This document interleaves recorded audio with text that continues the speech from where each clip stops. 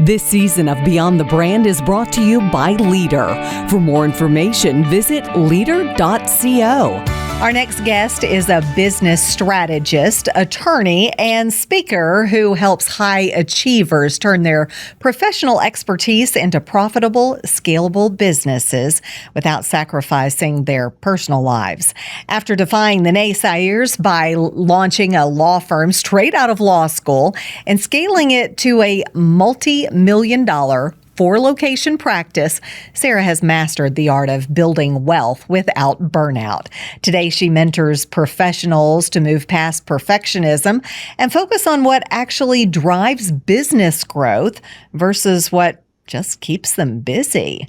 Please welcome Sarah Ostahowski. And Sarah, you built a multi-million-dollar law practice, 4 locations, all while remaining present with your family. What's the biggest myth, in your opinion, that you think high achievers believe about what it actually takes to scale a business without burning out?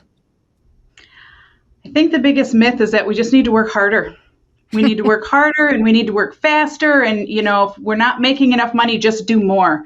And many times it's actually that you just need to do a little less. And sometimes you just got to get out of your own way. Do a little less. I don't think I've heard many people say that. What do people say or even think? What's their response when you tell them, slow down? Most people, the response is exactly what you just said right there. It's like, well, that doesn't sound right. It was the same thing when I started my practice and people told me, well, you can't start a practice directly out of law school. Like, that's not done that way. Why? Why not?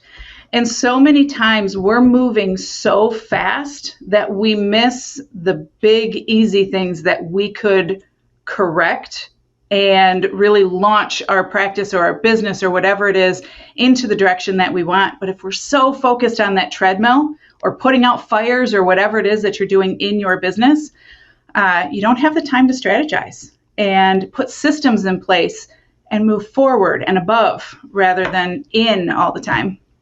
Now, as a female and having a family, how did all that work? How were you able to stay present with your family in addition to launching this business?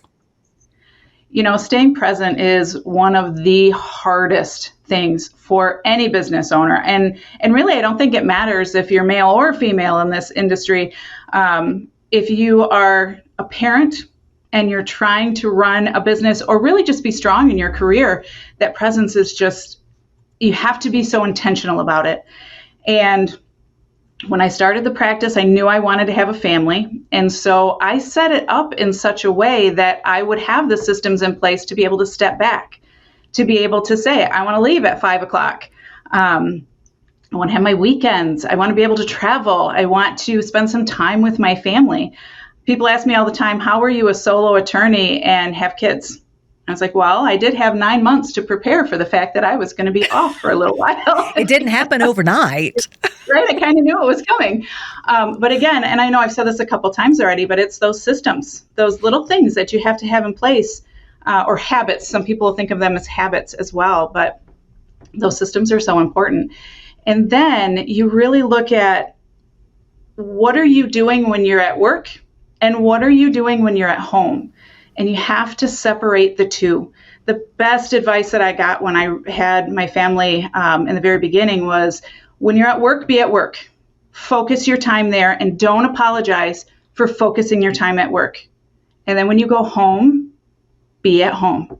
Be mom, be wife, be, the person you need to be for yourself, but you must separate the two. I can't sit on my phone all night long and reply to emails or, watch information come in or whatever it happens to be, whatever your line of work is. I have to put that away, set that aside, be present with my children because they need me. And that time goes so fast. So fast. My kids are 8, 11, and 12 right now, and I just can't believe it. They were just babies yesterday. I get that. Why is it so important for you to help other people now go through and navigate what you've been through?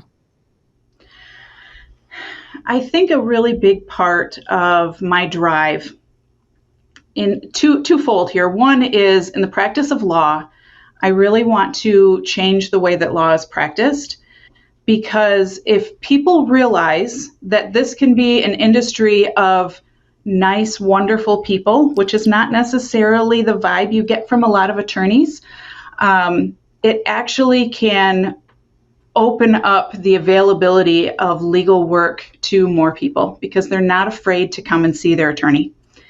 And it also makes it so it's a place where I can be an attorney and a woman in business, and that's so, so important.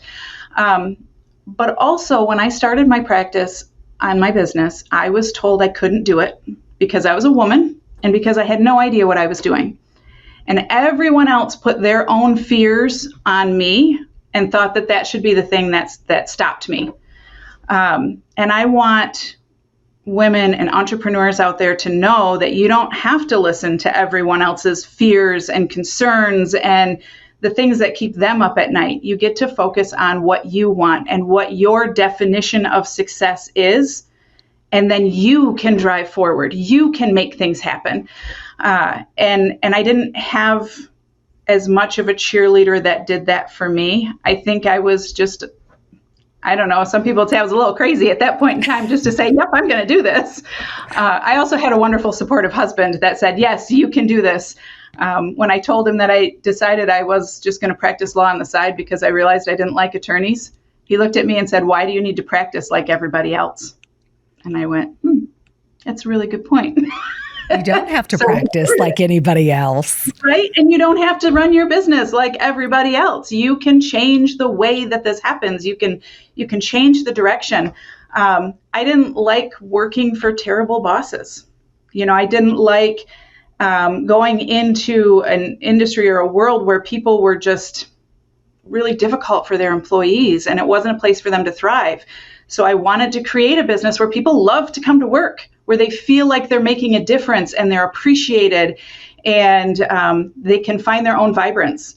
And now being able to get out and coach other entrepreneurs allows me to expand that to so many more businesses and so many more team members and employees, where we can create great places to work. We can create great opportunities for our team members.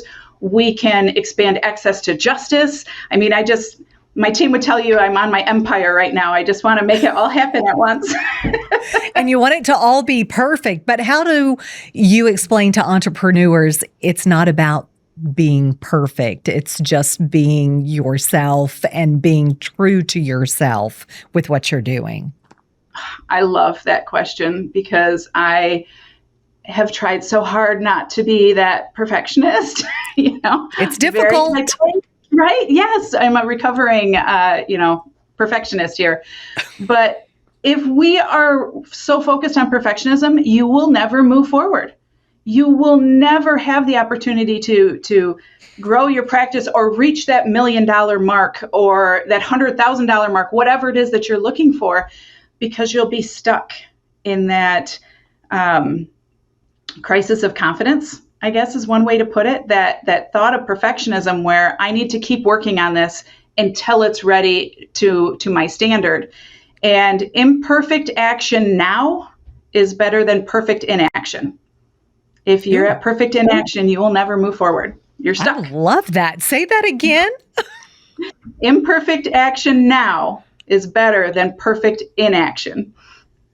I think so many people need to hear that and let that sink in. Just take that first step and go for it. Sarah, if folks listening want to talk to you, get more input from you on what you've done and the journey you've been through, how do they get in touch with you? Probably the best way to do that is LinkedIn. LinkedIn is such a great place and a great platform for all of us to be able to connect and grow as professionals and entrepreneurs. I love TikTok and Facebook. I'm there as well, but LinkedIn is a great place to do that. sarahslawfirm.com. There's another place, that business that I've grown for the last 15 years. Hey, right now you are focused on just doing this interview. So very true. Which is what you're supposed to be doing. You're in the moment and we appreciate it. Sarah, thanks so much for your time. We appreciate it. Thank you. I appreciate it as well. And we'll be right back with more BizTV right after this.